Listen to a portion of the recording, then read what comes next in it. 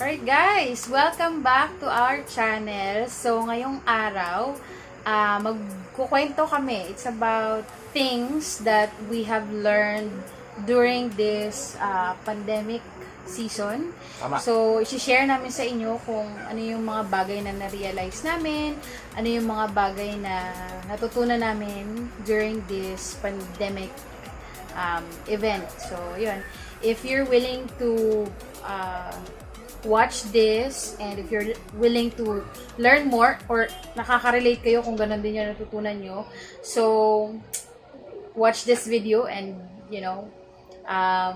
patapusin natin yung video hanggang sa huli.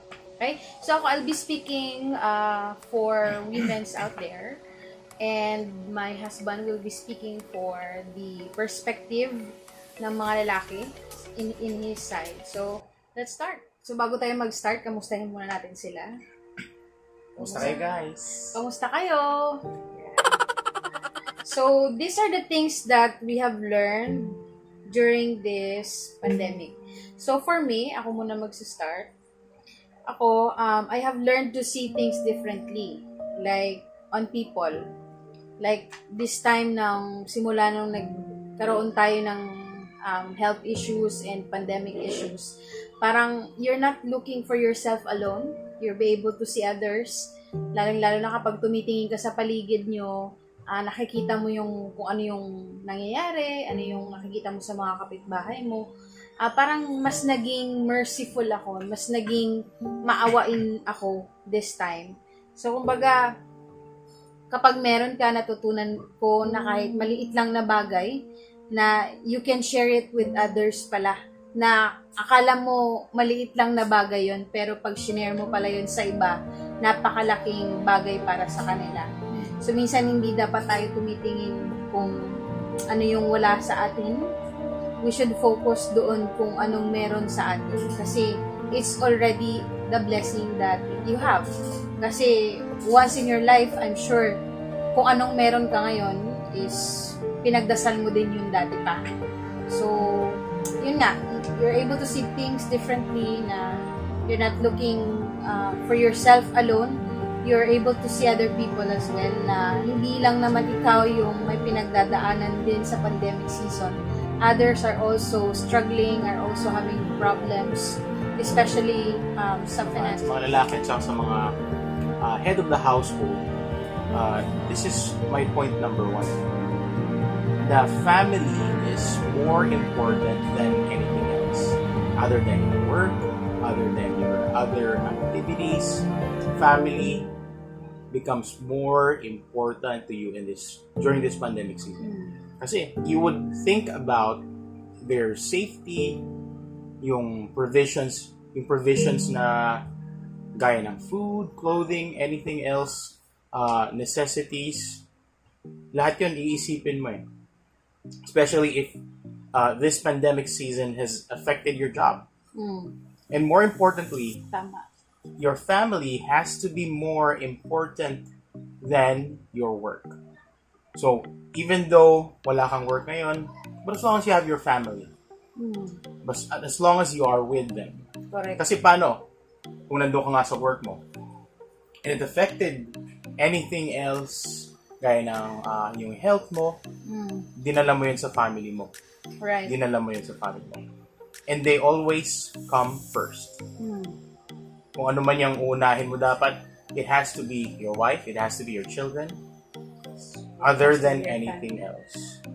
So, pag ginawa mo kasi yun, as a head of the household, as a husband, you are giving assurance, or you're giving assurance of that security given to your children and given to your wife, especially your wife. Right. Point number 2 for me, material things are temporary. Diba? If you could agree siguro din sa akin, isa to sa mga na-realize ko din lately na temporary lang talaga lahat. Yung akala mong problema mo dati, even yung problems mo na akala mo ang laki-laki na, even yung mga materials na akala mo importante nung time na yon, pero I've realized na yung mga bagay pala yon is nawawala in time. So, kumbaga yung priority mo sa mga bagay nag-iiba talaga. Yung tingin mo sa mga bagay na kailangan mong i-priority is nag-iiba. Lalong-lalo na yung mga material things. So, especially me, as women, I stand with women, dati akala ko importante yung mga bagay na magpapasaya sa atin, yung mga siguro, for example, makeups and all, yung mga beauty things, yung mga kachechean natin mga babae or mga vain moments natin, yung mga akala natin kailangan natin. Pero in this time of pandemic season, naiiba talaga yung pagtingin mo. Dati yung gusto mo, lahat ng nasa bucket list mo dapat na-achieve mo, 'di ba? So, shout out sa mga talagang nag-goal talaga para sa mga bucket list nila dyan. So, kung dati, akala mo kailangan lahat naka-check sa bucket list. Pero, at this point, marirealize mo talaga na hindi naman kasi talaga kailangan kompleto lagi. Alam mo yun? Alam mo yung hindi naman na dapat natin i-goal na kompleto lagi yung nasa listahan natin. Minsan kailangan i-check din natin yung puso natin. Diba? I-check natin yung puso natin kung nasa tamang lagay ba siya, nasa tamang perspective ba siya, or baka lang masyado lang personal, or masyado lang bang specific lang sa sarili mo. So, at this time, kailangan natin pala laging mag-focus sa mga bagay din na magbibigay ng bunga at the end or in the future. So, matuto tayong mamuhay kung anong meron tayo. So, i-enjoy natin kung anong meron tayo at this point. Kasi hindi natin alam, patulad na ng sinabi ni Ian, family is very important.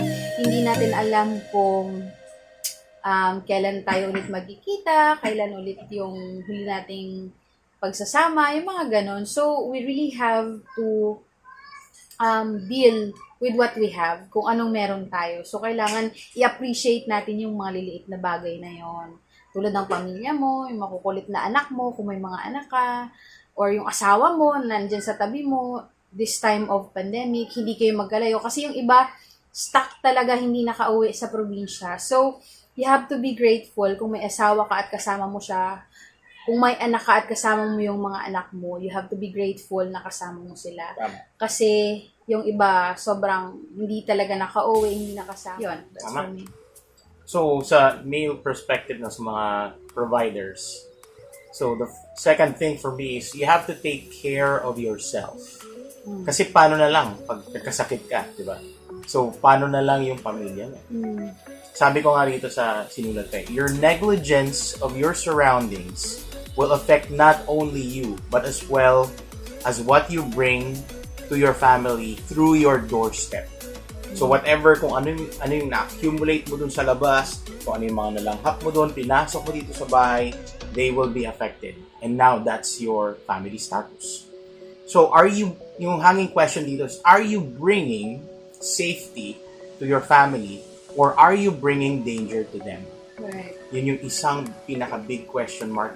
Whenever you're thinking about work, you're thinking about providing. This is a matter of also trusting God na well provided ka, na mapoprovidean ka niya araw-araw, even if you don't work. Sabi nga ng Panginoon. I've learned to maximize my talent. Okay? Maximize the resources, maximize the skills na meron ka. Kasi yun talaga yung pinaka kung meron mang isang bagay na kailangan mong pagbigyan ng pansin is yung mga strengths mo, okay? So, siguro this time, I would ask you to check kung ano yung mga bagay na magaling ka. And then, dun ka mag-focus at mag-bank on. Kung magaling ka sa sales, magaling ka mag-online sales. Usong-uso ngayon yung mga online selling, di ba? So, if you feel like magaling ka dun, then, bigay mo yung 100% mo on that specific thing.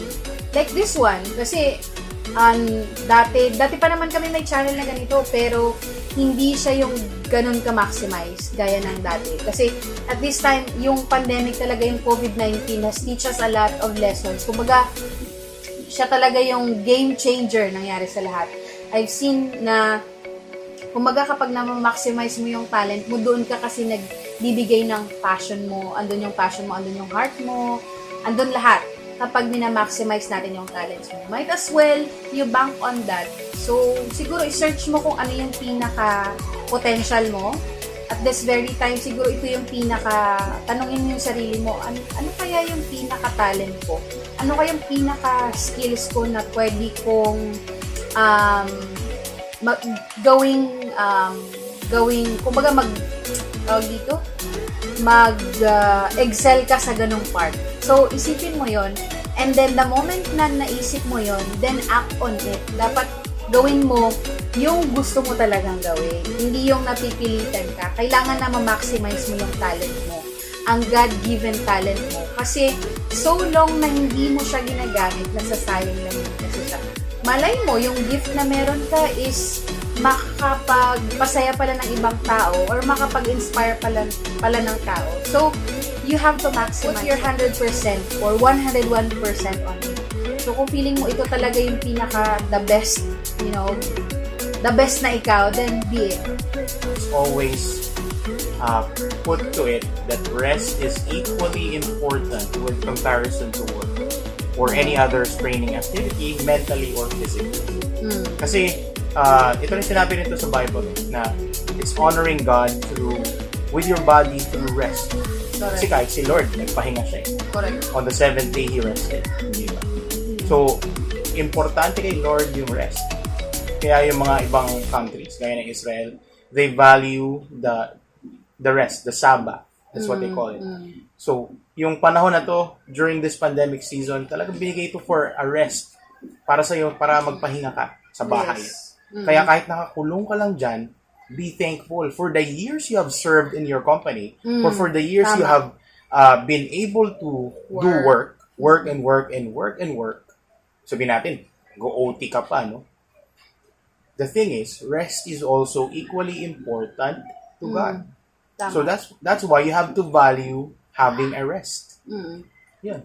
Tsaka dadagdag ko siguro, no? Kasi kapag nakapag-rest kasi tayo, our body has rested well, our mind will be rested well as well. So, by the time na nakapagpahinga tayo, doon kasi madedevelop yung mga tawag dito, yung mga ideas.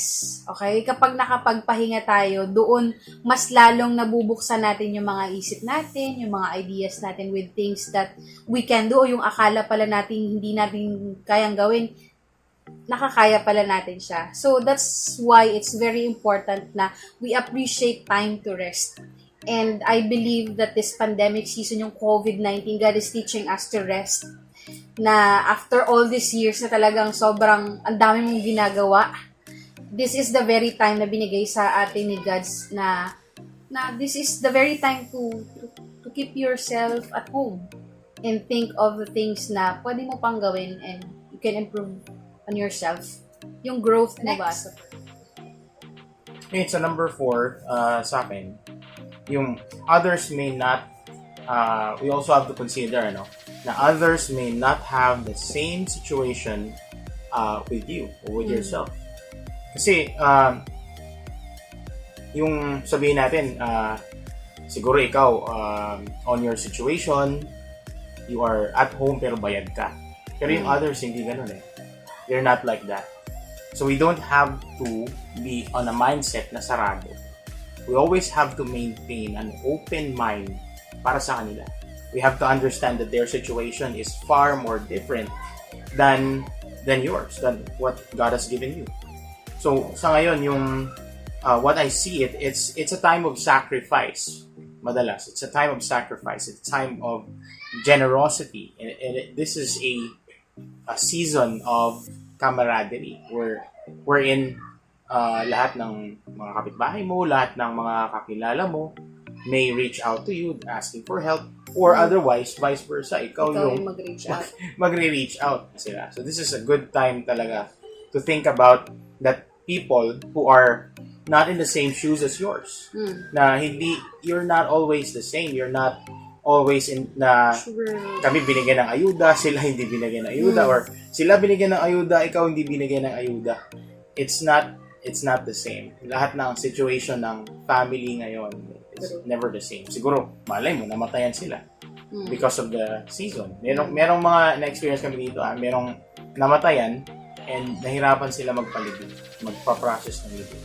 Totoo. And it's a really, really hard situation for them. So you have to open your mind na merong gantong nangyayari. So siguro,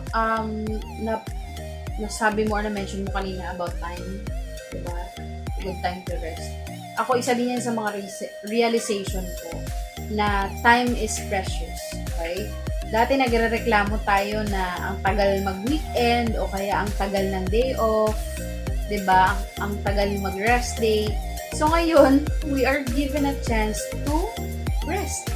And we're given a chance to restart everything. Kung may mga bagay tayong, I've learned na in the past, may mga bagay na mga mali ako.